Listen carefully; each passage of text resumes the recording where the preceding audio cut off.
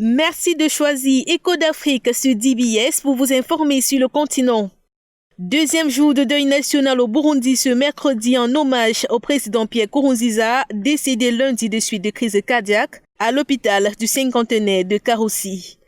Âgé de 55 ans et père de 6 enfants, le chef de l'État sortant qui avait renoncé à briguer un 4e mandat tire sa révérence à moins de 3 mois de la fin de son mandat alors que la victoire de son successeur à la présidentielle du 20 mai venait d'être validée définitivement par la Cour constitutionnelle. L'homme fort de Bujumbura ne passera pas en personne le témoin au général Évariste Ndayishimiye. La préparation de l'investiture de ce dernier a cédé place à la préparation des obsèques de celui qui s'était préparé une belle retraite dorée nommée en mars 2018 par son parti, guide suprême éternel du pays. Mais il n'en profitera finalement pas. Au pouvoir depuis 2005, Pierre Nkurunziza meurt de façon inattendue à l'aube d'une transition importante pour le Burundi. Selon la nouvelle constitution de 2018, c'est le président de l'Assemblée nationale, Pascal Yabenda, qui doit assurer l'intérim du président en cas de vacance de poste définitive.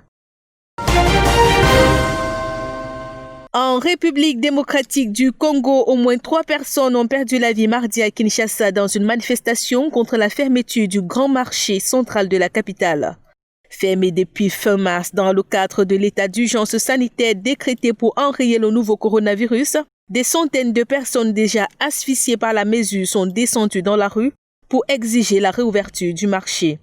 Les forces de l'ordre ont tenté de disperser la foule en furie déterminée à braver tous les obstacles pour avoir accès au centre commercial situé dans la commune de La Gambe, premier épicentre de la maladie dans le pays, et isolé du reste de la ville depuis le 6 avril. Sur le coup, 2 personnes sont décédées par électrocution et un autre écrasé par la foule, selon les sources officielles, lesquelles ont par ailleurs indiqué l'interpellation de plusieurs personnes qui seront poursuivies pour avoir violé les dispositions de l'état d'urgence.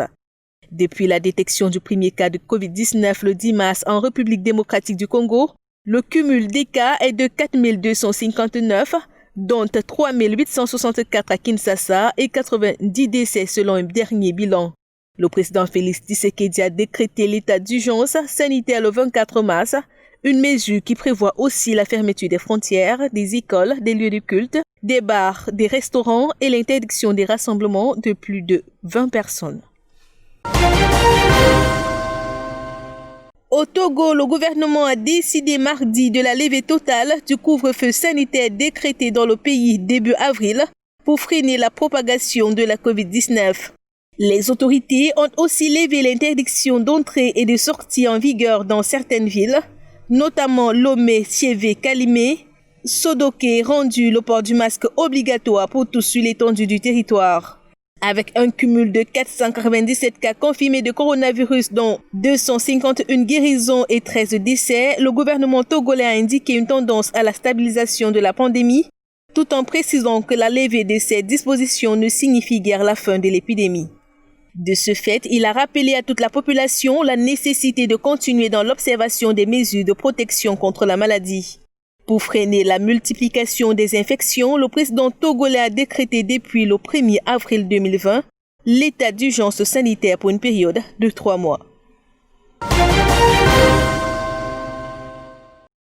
Au Nigeria, la vague de décès inexpliqués survenue en avril et début mai dans le nord était liée à 60% au coronavirus. C'est ce qui ressort selon le ministre de la Santé des conclusions de l'enquête menée par une équipe médicale sur cette hausse considérable du taux de mortalité, soit 4 fois supérieure à la moyenne dans cette partie du pays le mois dernier.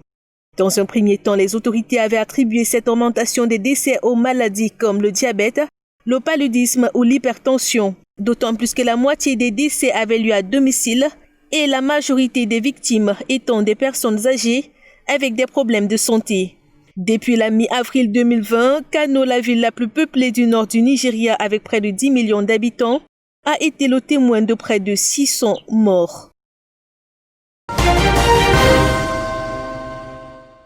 Au Malawi, le Parlement a avancé mardi au 23 juin la date de l'élection présidentielle, initialement prévue le 2 juillet. L'Assemblée nationale a ainsi penché en faveur de la commission électorale qui avait suggéré d'avancer la date des élections pour respecter la décision de la justice selon laquelle les résultats du nouveau scrutin devaient être publiés au plus tard 150 jours après sa décision.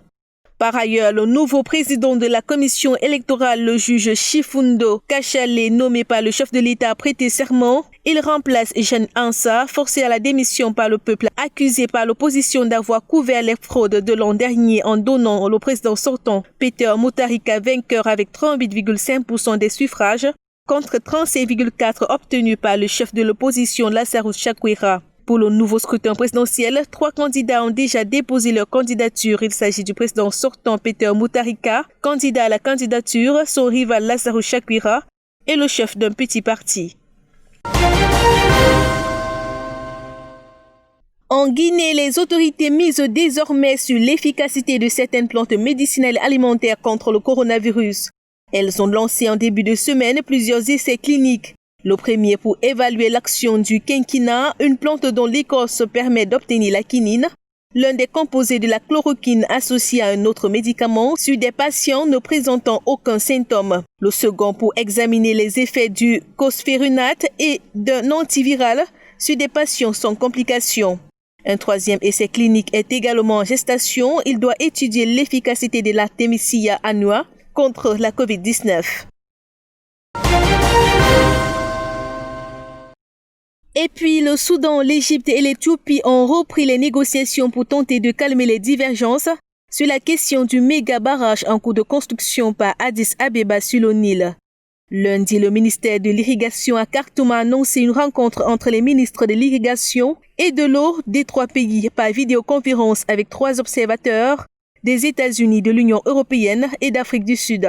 Appelé à devenir la plus grande installation hydroélectrique d'Afrique, le grand barrage de la Renaissance que construit l'Éthiopie sur le Nil bleu est une source de forte tension entre Addis Abeba et le Caire depuis 2011. Principal point d'achoppement, le remplissage du réservoir. En mai, l'Égypte avait dit accepter de reprendre les négociations sur ce blocus pour parvenir à un accord juste, équilibré, global. Mais le Soudan a rejeté l'accord proposé par l'Éthiopie concernant le remplissage du réservoir, pointant des problèmes techniques et juridiques. Le Soudan et l'Égypte craignent que le barrage de 145 mètres de haut ne restreigne leur accès à l'eau lorsque le réservoir commencera à être rempli en juillet, selon la date initialement indiquée par l'Éthiopie. C'était l'essentiel des échos de l'Afrique. À très bientôt.